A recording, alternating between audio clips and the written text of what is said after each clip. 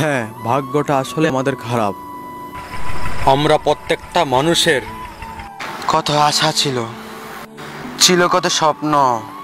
সেই আশা সেই স্বপ্ন নিয়ে আমরা হাসি মুখে সবার সাথে আমরাও এই মাসের 26 তারিখ ভোর 5টা বাজে হাসি মুখ নিয়ে একটা মাস পর চলে গেলাম বঙ্গোপসাগরের দিকে।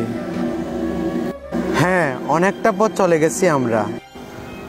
নদী পাড়ি দিতে দিতে বঙ্গোপসাগরে প্রবেশ করলাম। আর 6-7 ঘন্টা চালালে হয়তো বঙ্গোপসাগরের মাঝখানে যেতে পারতাম। যাওয়ার পর সবার সাথে আমরাও মাছ শিকার করতাম। তবে হলো না কোনোটাই আমাদের। ভাগ্যে শুধু ছিল মেশিনের সমস্যাটাই। যেই সমস্যা নিয়ে আমরা বঙ্গোপসাগরতে ফেরত আসলাম, সেই সমস্যাটাই আমাদের ভাগ্যতে রয়ে গেল। কি আর করব, ভাগ্যটা যে আমাদের খারাপ।